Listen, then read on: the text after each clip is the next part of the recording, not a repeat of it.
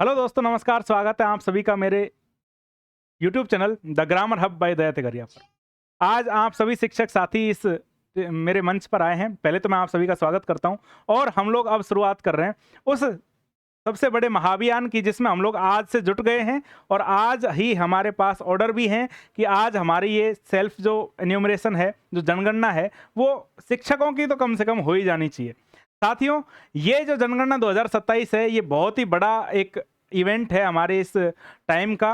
तो हम लोगों को किस तरह से ये फॉर्म भरना है, कैसे आप लोग सिर्फ 2 मिनट में, मात्र बोलने को तो लोग बोलते हैं कि 15-20 मिनट लगेंगे, लेकिन सिर्फ 5 मिनट में आप लोग इस फॉर्म को भर सकते हो। बस कोई गलती ना हो जाए, इसके लिए मैं आपको एक एक एक प्रश्न को बहुत अच्छे से सभी ऑप्शंस के साथ मैं आपको दिखा रहा हूं और उन सभी को किस तरह से भरना है, किस तरह से आप लोग अपनी सेल्फ एन्यूमरेशन, अपनी खुद की जनगणना खुद ही कर सकते हो। किसी और के भरोसे रहने की जरूरत नहीं है। ये काम मैं आपको करके दे रहा हूं।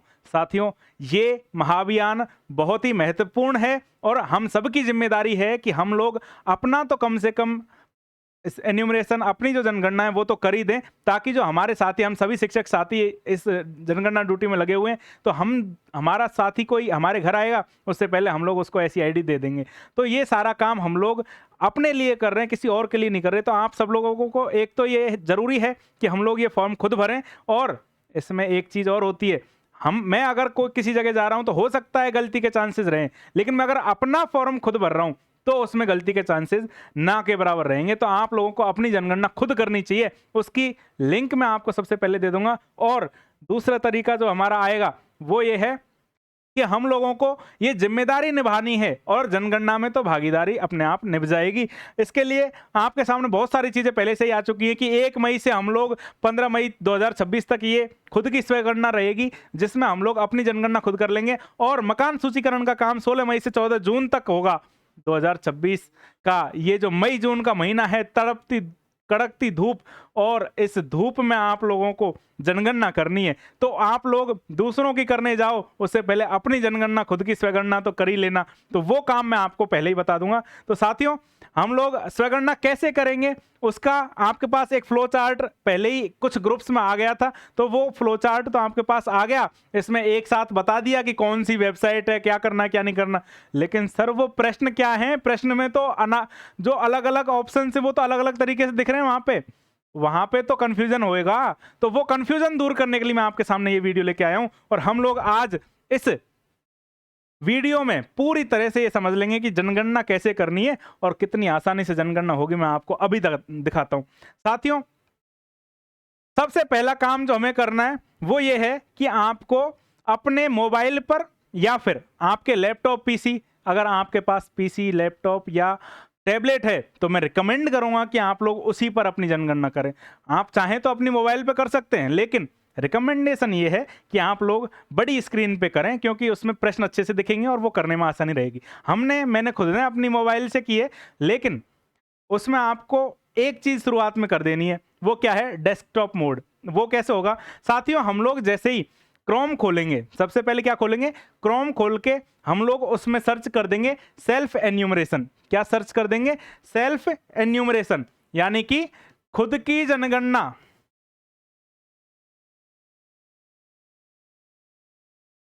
सेल्फ एन्यूमरेशन हम लोग सर्च कर देंगे। ये आपको सर्च करते ही ये सारा ऐसा इंटरफेस दिख जाएगा। आपके जो मोबाइल है उस पर इस तरह का इंटरफेस दिख जाएगा और इस इंटरफेस को देखने के तुरंत बाद हमको मोबाइल से, अगर आप लोग जनगणना कर रहे हो, तो आपको इधर वाले जो 3 डॉट है ना, ऊपर ऊपर जो 3 डॉट आ रहे हैं, इस 3 डॉट पे क्लिक करके सबसे पहला काम थोड़ा सा नीचे आके और जो डेस्कटॉप साइट नाम की चीज आ रही है, वो डेस्कटॉप साइट ऑन कर देनी है आपको। और अब हमारी ये बिल्कुल लैपटॉप की तरह वेबसाइट खुल जाएगी, आपकी मोबाइल में बहुत अच्छे से स्क्रीन में दिखाई देगी। और उस चीज को खुलते ही आपको फिर पहली वेबसाइट जो आएगी सेल्फ एन्यूमरेशन की, SE लिखी हुई, उस पर आपको क्लिक कर देना है। जैसे ही आप उस पर क्लिक करोगे तो आपके सामने लिखे ये वाला इंटरफेस खुल जाएगा। और इस इंटरफेस का खुलने का मतलब ये है कि अब आप लोग जनगणना करने की अपनी उस जो दौड़ है उसमें शुरुआत कर चुके हो। तो साथियों, सबसे पहला काम क्या होगा? सबसे पहला काम ये होगा कि हम लोग सेल्फ एन्यूमरेशन तो करना शुरू कर देंगे, सेल्फ एन्यूमरेशन करना शुरू करते ही हमारी ये वेबसाइट खुल के आ जाएगी सामने। और इस वेबसाइट खुलते ही सबसे पहला काम है अपना स्टेट सेलेक्ट करना, अपनी यूटी सेलेक्ट करना। इस स्टेट और यूटी को सेलेक्ट करने का मतलब ये है कि आप लोगों को अपना राज्य का चुनाव करना है। और अपने राज्य का चुनाव करने के लिए यहाँ पे जैसे ही हम लोग क्लिक करेंगे तो हमारे सामने इस तरह से अपने राज्यों की सूची आ जाएगी, जिसमें हम लोग अपना प्यारा राजस्थान चुन लेंगे। और राजस्थान चुनते ही अगला काम हमारा क्या होगा, ये वाला कैप्चा जो आएगा, इस कैप्चा को हम लोग यहाँ पे भर देंगे। कैप्चा को भरते ही वेरीफाई एंड प्रोसीड पे क्लिक करेंगे। और वेरीफाई एंड प्रोसीड पे क्लिक करते ही आपके सामने ये वाला एक स्वागत पत्र खुल जाएगा। इस स्वागत पत्र के खुलते ही आपको ये बताएगा कि 15-20 मिनट का टाइम लगना है आपका। 15-20 मिनट के टाइम में आपकी जनगणना पूरी हो जाएगी। आप लोगों को माथापच्ची करने की कोई ज़रूरत नहीं है। बाद में कोई आपके घर आए और उसको आप सीधा ऐसी आईडी पकड़ाओ और आपकी जनगणना हो गई। तो इसमें एक जो वेलकम लेटर है, इसमें आपको 15-20 मिनट का टाइम लगेगा, ये बात बताई गई है। इसके अलावा ये भी बताई है कि पुष्टि होने के बाद में आपका जो मकान सूचीकरण का कार्य पूरा हो जाएगा और आपको एक पहचान संख्या मिल जाएगी। उसको आपको दे देना है, किसको, उस पहचान संख्या को आपको दे देना है अपने जो एन्यूमरेटर आएगा आपके घर पे, जो प्रगणक आएगा, उसको दे देना है। साथियों, जैसे ही हम लोग उस पर क्लिक कर लेंगे और नेक्स्ट पे क्लिक करके आगे आएंगे तो हमारे सामने ये वाला इंटरफेस आएगा। और ये सबसे ज़रूरी चीज़ है, ये सबसे ज़रूरी चीज़ ऐसे निकल के आ गई हमारे सामने, क्योंकि अगर हमने गलती से किसी दूसरे मकान का चुनाव कर लिया तो हम लोग गलत जगह पर ऐड होंगे और एन्यूमरेटर हमारी ऐसी आईडी को रिजेक्ट कर देगा। हमारी जितनी भी मेहनत है वो सब खत्म हो जाएगी। तो आपको शुरुआत बहुत अच्छे से कर देनी है। बस ये जो मकान सूचीकरण है ना, ये थोड़ा सा यहाँ पे पेचीदा बिंदु है। इसके अलावा तो सारे बस हलवा हैं, उसको तो आप ऐसे चट कर दोगे 2 मिनट में। तो आप लोगों को इस चीज़ को बहुत ध्यान से देखना है। कैसे ध्यान से देखना है, सबसे पहले यहाँ पे आपको अपने राज्य का चुनाव कर लेना है। इस पर जैसे ही क्लिक करोगे तो आपका राज्य का चुनाव कर लोगे आप लोग। इस पर जैसे क्लिक करोगे तो आप अपने जिले का चुनाव कर लोगे। और इस पर जिले का चुनाव करने के बाद यहाँ पे आप लोग पिन कोड आपका जो है उस पिन कोड को लिख दोगे। आपका पिन कोड आपने जैसे ही लिखा तो आपके सामने नीचे आपकी जगह आ गई। और इस जगह को और प्रिसाइज करने के लिए आपको एक तो ये जो है ये जगह 2 उंगलियों से चलेगी। किससे? 2 उंगलियों से। ध्यान रखना, आप अपने मोबाइल पे अगर 2 उंगली लगाओगे तो ये जगह घूमेगी, और अगर आपने 1 उंगली लगाई तो पूरा पेज ऊपर नीचे होने लग जाएगा। क्या चीज ध्यान रखनी है, 2 उंगलियों से तो मैप ऊपर नीचे होगा और 1 उंगली से पूरा पेज ऊपर नीचे होगा। साथियों, फिर भी अगर हमारी प्रिसाइज लोकेशन नहीं मिली तो यहाँ पे आपको अपना गांव, नगर, स्थान या फिर लैंडमार्क चूज करने की एक छूट दी गई है। यहाँ पे आप लोग अपना जो लैंडमार्क है उसको जैसे ही लिखोगे तो गूगल पे जितनी भी आपके आसपास की दुकानें, आपका मंदिर, आसपास का कोई भी बड़ी जगह जो फेमस है, उस जगह का नाम आप जैसे ही इस पे लिखोगे तो इस जगह पे आपका नाम लिखते ही आपकी वो जगह प्रिसाइजली आ जाएगी। जैसे कि मैंने अपनी जगह लिखी थी तो वो बिल्कुल एक्यूरेट उसी जगह पे पहुंच गया था मैं। और फिर उसके बाद इस मैप में अपनी ऐसे उंगलियां इधर उधर करके और हम लोग क्या कर लेंगे, इस 2 उंगलियों की सहायता से ये वाला जो बिंदु है, ये वाला जो मार्कर है, ये मार्कर हमें अपने घर पे चाहिए। अपने घर की छत पे ये मार्कर पहुंच जाना चाहिए। ये मार्कर अपनी घर की छत पे पहुंच गया, इसका मतलब क्या है? इसका मतलब ये है कि हमारा जो मकान है वो एक्यूरेटली सही हो गया है। और उसके बाद इधर की साइड में आएगा कि आप लोगों को अपना मकान जो आपने चिन्हित किया है उसकी पुष्टि करनी है आपको। जैसे ही आप इस पे पुष्टि करोगे आपको नेक्स्ट का बटन नीचे दिख जाएगा और उस नेक्स्ट के बटन को दबाते ही आपके सामने अब प्रश्नोत्तरी खुल जाएगी और इस प्रश्नोत्तरी का जवाब आप बहुत आसानी से दे दोगे। कैसे दे दोगे आसानी से? जैसे कि आपके सामने पहला प्रश्न आएगा कि जनगणना मकान के फर्श में प्रयुक्त प्रमुख सामग्री कौन सी है, यानी कि आपका जो मकान है उसका जो फर्श है वो किस तरह से बना है, किस चीज का बना है वो फर्श, ये आपके सामने आ जाएगा। वो कौन सा फर्श बना है, किस तरह से?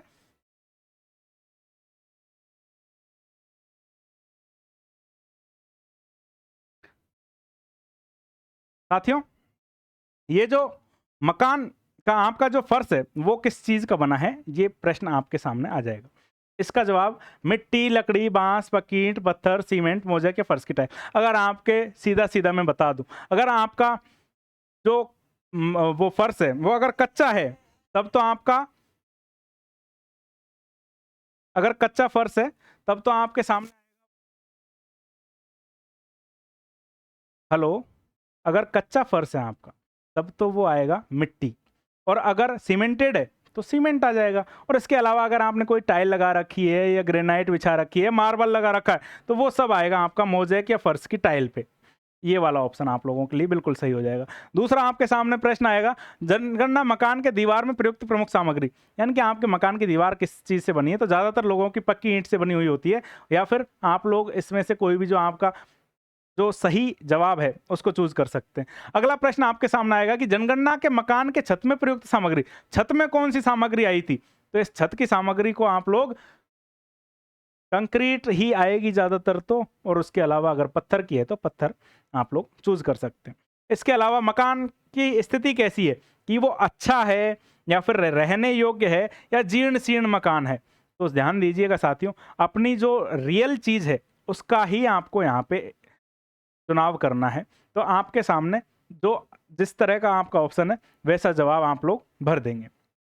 इसके बाद आपके सामने आता है कि आपके परिवार में कितने लोग रहते हैं। आपके परिवार में कितने लोग रहते हैं, उनकी संख्या बच्चों सहित आपको यहाँ पे लिख देनी है। बच्चों सहित आपको अपनी मकान में, अपने घर में रहने वाले लोगों की संख्या लिख देनी है। और परिवार के मुखिया का नाम, परिवार के मुखिया का नाम आपको, अगर आपके पिता हैं, यानी कि एक तरह से अगर आप अपने राशन कार्ड में जिसको आपने बना रखा है मुखिया, उसको आप लोग मुखिया यहाँ पे लिख दीजिएगा, कोई इश्यू नहीं आने वाला है। मुखिया का चुनाव आपको सर्वप्रथम भी करना है और यहाँ पे आके भी करना है। मुखिया के चुनाव के बाद मुखिया का नाम हमने चुन लिया, परिवार के मुखिया का नाम चुन लिया, तो उसको हिंदी में भी तो लिखना है, तो हिंदी में यहाँ लिखोगे आप लोग। और मुखिया के लिंग का चुनाव, आप पुरुष हैं स्त्री हैं, आप अपने हिसाब से उसको चूज कर सकते हैं। इसके बाद ध्यान दीजिएगा, बड़ी चीज हमारे सामने आ रही है, अनुसूचित जाति और जनजाति की। ये प्रश्न आप अच्छे से देख लीजिए, क्योंकि आपको अपनी जाति का चुनाव यहाँ पे जरूर कर लेना है अच्छे से।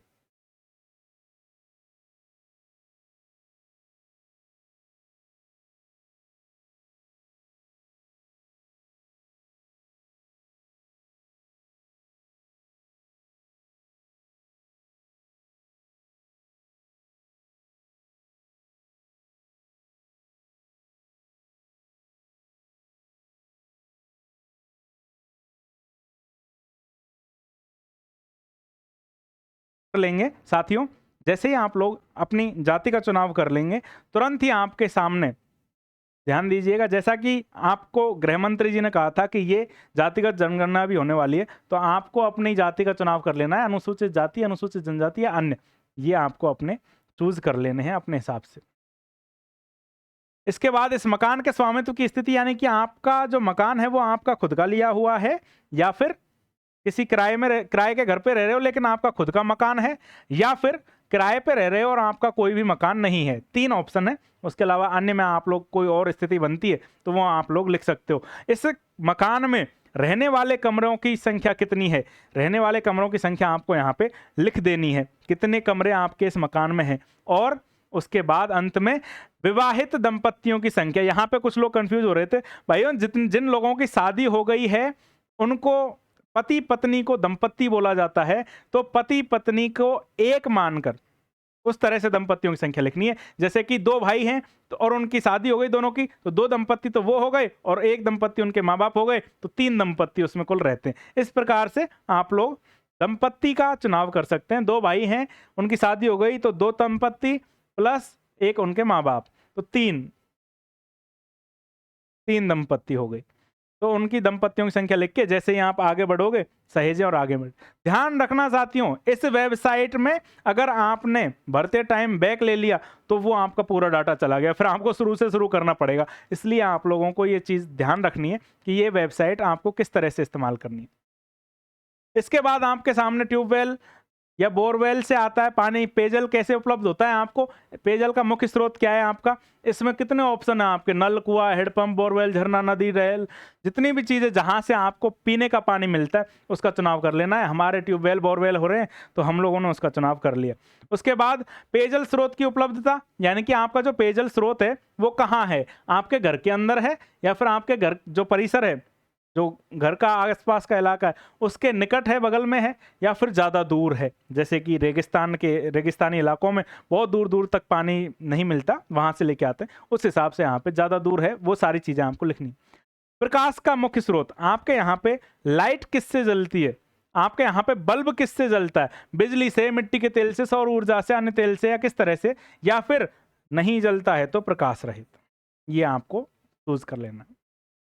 और शौचालय की सुलभता, साथियों ये शौचालय वाले जो प्रश्न हैं ये थोड़े से आपको ऐसे लगेंगे कि अटपटे, लेकिन आपको ये जरूर देना है, क्योंकि स्वच्छता मिशन के तहत हम लोगों को ये अच्छे से बताया था कि सभी घरों में शौचालय होना जरूरी है। तो साथियों शौचालय की सुलभता में हाँ, केवल परिवार वाला है तो सिर्फ परिवार का ठीक है, या फिर अन्य कोई परिवारों का मिक्स है, 2-4 लोग परिवारों का, तो वो आप लोग अन्य परिवारों के साझे में है तो वो बता सकते हो। या फिर सार्वजनिक शौचालय है कि 8-10 लोग या पूरे मोहल्ले का एक ही शौचालय है तो उसके हिसाब से ये कर सकते हो। या जो कि ऑप्शन आपको वैसे नहीं करना है, अगर नहीं है और खुले में, तो ये वाला ऑप्शन भी आप टिक कर सकते हो, अपनी रियल डाटा एंट्री करनी है, ये चीज ध्यान रखना। शौचालय का प्रकार कैसा है कि अगर आपके यहाँ पे आप शहर में रहते हैं और आपके सीवर लाइन है तो आप इसको टिक कर लीजिए, या फिर आपका खुद का सेप्टिक टैंक है जो नीचे लगा गड्ढा खुदा हुआ होता है तो आप लोग उसको चूज करेंगे, या फिर कोई अन्य पद्धति है। साथियों इसमें बहुत सारे ऑप्शन आपके सामने आ रहे हैं, लेकिन ये सारे जो ऑप्शन है ये आपको इनमें से ही चूज कर लोगे तो इन बाकियों में चूज करने की जरूरत नहीं है। यानी कि 2 गड्ढा शौचालय ये आमतौर पर देखने के लिए कम मिलते हैं, एकल गड्ढा शौचालय, ये सारी चीजें ऐसे कम ही मिलती हैं। तो आप लोगों को अगर उनमें से कोई कैटेगरी आ रही है तो आप उनमें से चूज कर लीजिए, या फिर ये सिर्फ इन 3 में से चूज कर लोगे तो हो जाएगा काम, बाकियों में चूज करने की जरूरत नहीं है। प्रश्न देखिए, प्रश्न अगर यहाँ पे ऐसे प्रश्न है इसका मतलब इनमें से एक चुनाव करना है, तो ये प्रश्न है इसमें बहुत सारे ऑप्शन है लेकिन आपको सिर्फ एक का चुनाव करना है, बाकी सब अपने आप हट जाएंगे।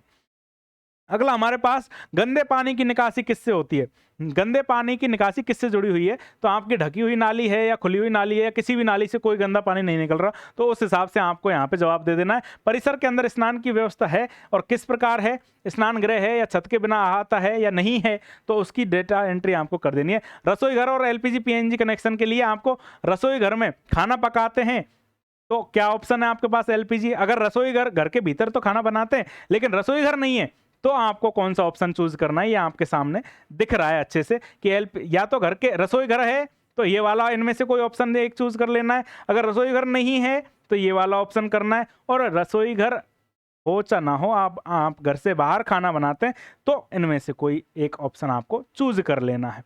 और खाना पकाने के लिए आपका मुख्य ईंधन जो है वो आपको जलाऊ लकड़ी है या फिर बिजली से करते हो, उपले से करते हो, सौर ऊर्जा, गोबर, एलपीजी, पीएनजी, जो भी आपका प्रिफर्ड ऑप्शन है वो आप लोग चूज कर सकते हो। और इसके बाद हमारे सामने निकल के आता है जो थोड़ा सा धारित संपत्तियां, यानी कि जो हमारे पास प्रॉपर्टी है उससे रिगार्डिंग, और वो प्रॉपर्टी आपकी कोई ऐसे आपके कागज नहीं मांग रहा कि आपके नाम कितने बीघा जमीन है, वो चीज नहीं। आपको जो बेसिक नीड्स जैसे कि रेडियो या ट्रांजिस्टर के बारे में पूछा है, रेडियो या ट्रांजिस्टर आपके पास है तो आप लोग हाँ कर सकते हो। और आपको अगर इस जमाने में भी आप लोग रेडियो ट्रांजिस्टर के लिए हाँ कर रहे हो या फिर आप लोग मोबाइल पे चला रहे हो तो बहुत अच्छी बात है, इस पे टिक कर लो। और मुझे पर्सनली रेडियो ट्रांजिस्टर में यूज नहीं करता तो मैंने यहाँ पे नहीं कर दिया।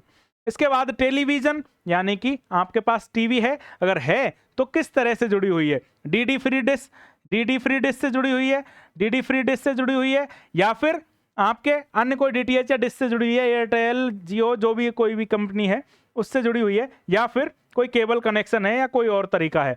ये सारी चीजें आपको इसमें ऑप्शंस मिल जाते हैं, उनको टिक करके आप आगे बढ़ जाइए। और इंटरनेट की सुविधा आपको किस तरह से मिलती है, अगर आपको आपके लैपटॉप या कंप्यूटर में से इंटरनेट आप यूज करते हो, या फिर मोबाइल या स्मार्टफोन से यूज करते हो, या फिर आपने कोई वाईफाई कनेक्शन ले रखा है और वाईफाई कनेक्शन से करते हो तो किसी और डिवाइस से आपके पास इंटरनेट पहुंच रहा है, ये आपको वो ऑप्शन चूज कर लेना है। आपके पास लैपटॉप या कंप्यूटर है या नहीं इसकी जानकारी आपको देनी है। आज ये डिजिटल जनगणना होने वाली है और मैं आपको बता दूं लैपटॉप और कंप्यूटर तो आपको बच्चों को जरूर से जरूर सिखाना, क्योंकि कोडिंग ही भविष्य है। और उसके बाद देखिए टेलीफोन और मोबाइल फोन या स्मार्टफोन की जानकारी आपको देनी है कि आपके पास केवल लैंडलाइन फोन है या फिर मोबाइल फोन है तो कौन सा है, स्मार्टफोन है या फिर नॉर्मल साधारण फोन है। तो आपके पास स्मार्टफोन होगा तो आप इसको चूज कर लीजिए, और अगर नहीं है तो नहीं को चूज कर लीजिए। इसके बाद आपके पास स्कूटर साइकिल मोटरसाइकिल के बारे में जानकारी ली है कि आपके पास साइकिल है, मोटरसाइकिल है, या दोनों है या कोई भी नहीं है। ये बात आप अपने हिसाब से चूज कर सकते हो। और जो ऑप्शन जिस पे लोग वैसे ही टेंशन ले रहे हैं कि भाई हमारे तो कार, जीप और वैन की भी जानकारी ले रहे हैं, अरे भाई नॉर्मल जानकारी पूछ रहे हैं आपसे, अगर है तो ठीक है, नहीं है तो कोई बात नहीं। तो अगर आपके पास कार, जीप या वैन है तो हाँ कर दो, और अगर नहीं है तो ना कर दो, कोई दिक्कत नहीं हो रहा उससे। और परिवार द्वारा क्या अनाज, कौन सा अनाज खाया जा रहा है आपके, चावल ज़्यादा खाते हो, गेहूं, मतलब ज़्यादा खाने का मतलब आप लोग 12 महीने में ज़्यादातर कौन सा अनाज यूज करते हो, उसके बारे में यहाँ पे इस्तेमाल, ये प्रश्न आया है। और बताइए आप लोग चावल, गेहूं, मक्का, ज्वार, बाजरा, इनमें से कौन सा चूज करते हो। जैसे कि पश्चिमी राजस्थान में अगर हम लोग बाजरा ज़्यादा इस्तेमाल करते हैं, बाजरी जिसको बोला जाता है, तो हम लोग बाजरा यहाँ पे टिक करेंगे। और पूर्वी राजस्थान में ज़्यादातर हम लोग गेहूं का इस्तेमाल ज़्यादा करते हैं, तो गेहूं का इस्तेमाल, गेहूं का यहाँ पे टिक कर दिया। लास्ट में आपका मोबाइल नंबर यहाँ पे मांगा जाएगा, और ये केवल जनगणना के प्रयोजनार्थ है, आपको कोई ओटीपी देने की कोई भी जरूरत कुछ भी नहीं पड़ेगी, जो प्रगणक आएगा उसको तो। और ये जैसे ही हो जाएगा उसके बाद आपके सामने एक जो देखने के लिए आता है एक फॉर्म, पूरा प्रीव्यू आपके सामने आ जाएगा। पूरी जितनी भी आपने डिटेल्स भरी हैं वो सारी डिटेल्स आपके सामने आ जाएंगी। और जैसे ये डिटेल्स आपके सामने आए, आप एक एक डिटेल को अच्छे से चेक कर लीजिए कि आपने कुछ गलत तो नहीं भर दिया, आपसे कोई जानकारी गलती से इधर उधर तो नहीं हो गई। ये डिटेल्स आप चेक कर लोगे तो आपके सामने 3 ऑप्शन आएंगे। या तो आप लोग ड्राफ्ट के रूप में इसको सेव कर लीजिए और 15 तारीख तक आपके पास ये सेव रहेगा, और उसके बाद अगर आप सबमिट करते हो तो ठीक है, और नहीं करते हो तो प्रगणक आके तो आपकी जनगणना करेगा ही। और या फिर आपकी कोई इसमें गड़बड़ी निकली तो आप लोग संशोधन के लिए वापस भी जा सकते हैं, बैक जाके आप लोग संशोधन कर सकते हैं। और या फिर जो आपका सबसे, क्योंकि ये नॉर्मल जनगणना है, नॉर्मल आपने अच्छे से सारी जानकारी आपने खुद ने भरी है तो गलती होने के चांसेस होते ही नहीं है। तो आपने अच्छे से भर दी सारी जानकारी, तो आप लोग यहाँ पे पुष्टि और सबमिट कर सकते हो।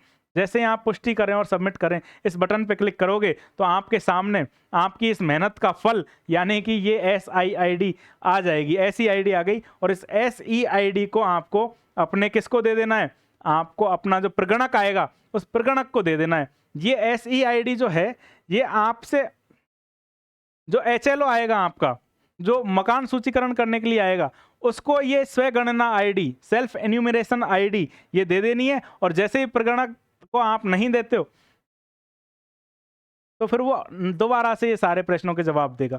तो आप लोग उसकी थोड़ी सी मदद कर देना, वो बेचारा धूप में आएगा, तो आप लोगों को मदद तो करनी चाहिए। साथियों, ये स्वगणना हमारी पहचान संख्या मोबाइल और ईमेल पर भी आ जाएगी, और इसको आपको सहेज के रखना है, क्योंकि जैसे ही प्रगणक आपके पास आएगा वो आपसे बोलेगा क्या आपने सेल्फ एन्यूमरेशन कर रखा है। तो अगर आपने बोला हाँ कर रखा है तो बोलेगा लाओ ऐसी ID दो, क्योंकि जैसे ही आप वो ID अपने मोबाइल में डालेगा तो आपकी सारी डिटेल्स उसके सामने आ जाएगी, जिनको फिजिकली खुद वेरीफाई करके, और वो उसको टिक कर देगा, सबमिट कर देगा, और आपकी जनगणना हो जाएगी।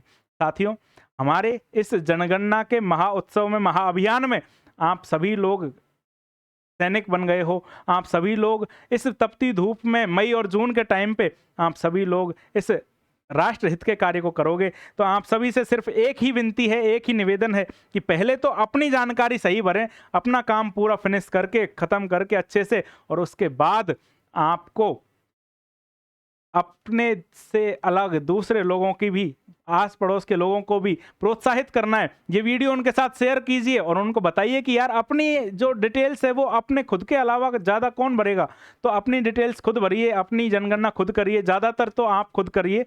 और जब नहीं हो पाएगी तो आपके सामने प्रगणक आएंगे, और उन प्रगणकों का ज़रूर आप लोग सहयोग कीजिएगा, क्योंकि वो लोग, वो सरकारी कर्मचारी हैं, वो लोग आपके हित के लिए, वो लोग आपकी जनगणना करने के लिए, राष्ट्र हित के लिए गर्मी में और भयंकर गर्मी में वो आपके पास आ रहे हैं। इसका मतलब कुछ ना कुछ उनका भी उद्देश्य है, और आपका भी ये फर्ज बनता है कि आप उनको पानी के लिए पूछें, अंदर बैठने के लिए बोलें, ठंड में बैठाएं, ठंड में काम करें। साथियों, हम सब लोग इस काम में जुट तो गए हैं, लेकिन हमारे सामने एक सबसे बड़ी समस्या ये आएगी कि इस गर्मी में अपने आप को किस तरह से ठंडा रखें। तो साथियों, ज़्यादा से ज़्यादा पानी पिएं, हाइड्रेटेड रहें, और जितना हो सके उतना ठंड में काम करने की कोशिश करें, और धूप में जितना कम हो सके उतना निकलें। साथियों, ये जनगणना जैसे ही पूरी होगी तो आप सभी वीर महायोद्धाओं का नाम तो इतिहास में दर्ज हो ही जाएगा कि आपने जनगणना करवा दी।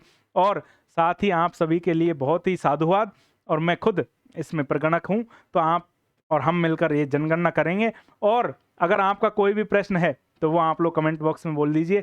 इसके अलावा अगर आप लोग घर से बाहर हैं कहीं, या फिर कंपटीशन एग्जाम्स की तैयारी कर रहे हैं, तो मेरे इस channel The Grammar Hub by Daya Tigariya को ज़रूर सब्सक्राइब कर लीजिए। और अपने साथियों को भी बताइए कि वो लोग इस चैनल को सब्सक्राइब करके रखें, क्योंकि उनके पास इंग्लिश ग्रामर का नॉलेज लेकर मैं रोज़ाना आता हूं शाम को 5 बजे। और उस क्लास में हम लोग English zero to hero series चालू करके बैठे, और उस सीरीज़ में हम लोग बहुत अच्छे से ये चीज़ डिस्कस कर रहे हैं कि हम लोग किस तरह से तो एग्जाम में पास हो सकते हैं और उसके बाद अपने घर के नज़दीक आ सकते हैं शिक्षक साथियों। तो साथियों, ये आज की वीडियो में इतना ही। अगर आपको कोई भी कन्फ्यूज़न होता है तो आप लोग फील फ्री, और इस कमेंट बॉक्स में आप लोग अपनी जो समस्या है उसको रख दीजिए। आज के लिए सिर्फ इतना ही। धन्यवाद।